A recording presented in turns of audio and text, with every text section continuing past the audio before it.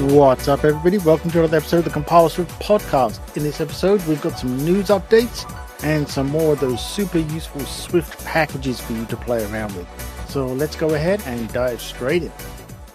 I don't think I covered this in the previous edition. SharePlay is now available with the 15.1 versions of the OSs, so that's iOS, iPad, and tvOS. So you may recall that SharePlay was one of the features that Apple touted for the original releases, the 15 version, but we now have it in .1.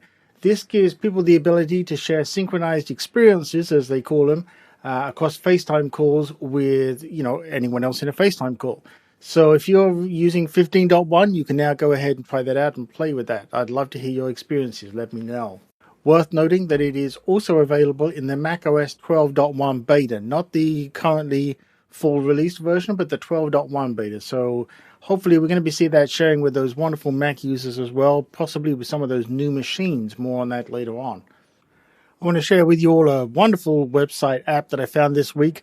If you are anything like me, and probably most developers, if not all developers out there, you are obsessed with finding the right fonts and themes for your code editors, your IDEs, whatever you want to call them.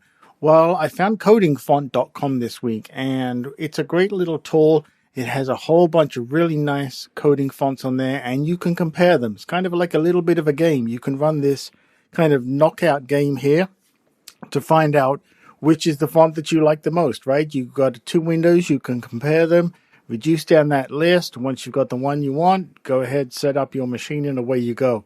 Saves you a lot of time having to work through, install each of the fonts, try them out in your software, and just, wasting a whole lot of unproductive time trying to be productive with a cool font. I know, the fonts are important, right? Nobody understands it except us.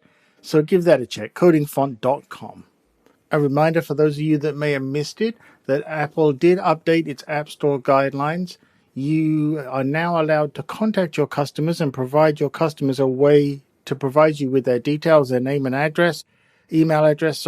It must be optional though, but it does give you a way to reach out to your customers from the App Store. This is really super important, and I think most of us would have said it should have been there all along, but due to the recent legal actions and everything else, Apple is now allowing us to do this. Along with that, you can also, a reminder that you can communicate with your customer that they can use other payment methods outside of the App Store. Now, again, this is not a replacement. You can't not offer an App Store option, but you can provide information to them that there are other ways.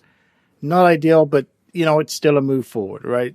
Another change and a reminder from Apple is that starting from October the 27th, so we should now be well into this, you can create in-app events, as they call them, And what this allows you to do is in the App Store, you can provide information. You go into App Store Connect, and you can set this up to appear on your App Store page for timely events, right? So, for example, maybe you've got a conference going on or something along those lines, right? And it lets you set up this schedule ahead of time.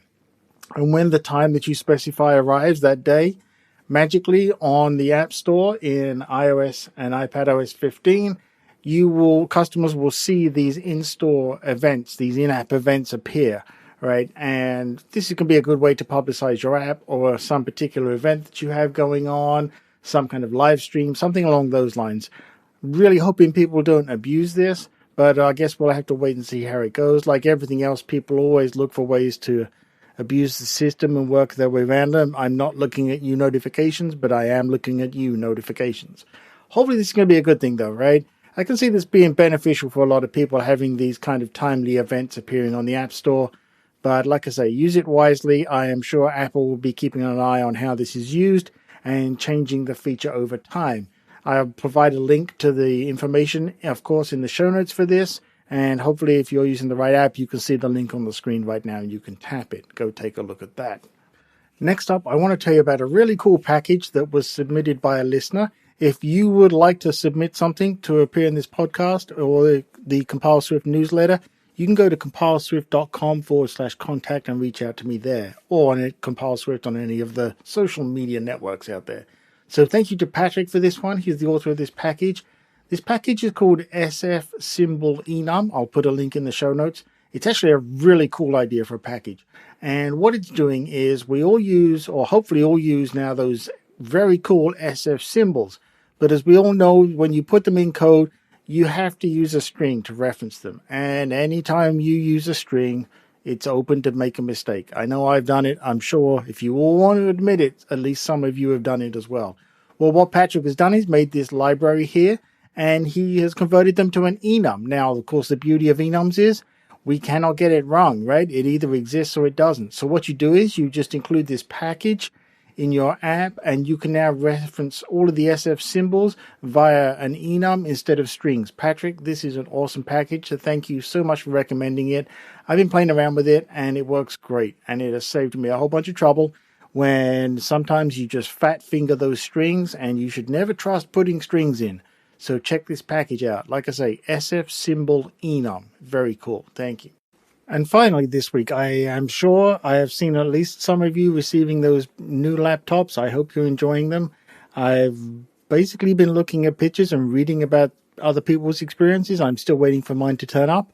Funnily enough, I was all set to do a live unboxing stream this week, and then the delivery got delayed. So now I've got a very empty looking table waiting for this new box to turn up, and then I can do a live stream and unbox it for you all, and you can ask questions. If you are interested in the live stream, I do one every weekend as well, where we have some Swift fun coding around with iOS stuff and any kind of Swifty things, Apple development. You can go to twitch.tv/CompileSwift and catch it there. I also do it on YouTube and everything else. You can go to CompileSwift.com and find some other details. Along with that, again, a reminder, if you have anything you want to submit to this podcast or the newsletter, you can go to CompileSwift.com and find all the details there. Greatly love having those conversations with you all, and I appreciate all the suggestions you've been putting out there, along with all the support. Talking of support, if you want to rate and review this podcast, again, I appreciate you taking the time. You'll find a link in the show notes. Really appreciate it. Really helps me out. And it's been a good morale boost for me for all of you doing that. So thank you so much. Going to wrap it up there. Hopefully by the time this comes out, I will have my laptop and you will have seen the live stream, and I will be sharing the details with you. If not, gosh, where is it? I'm still waiting for it, but let's hope it turns up. Other than that, hope your Swift compiles swiftly this week, and I will catch you in the next episode. Take care.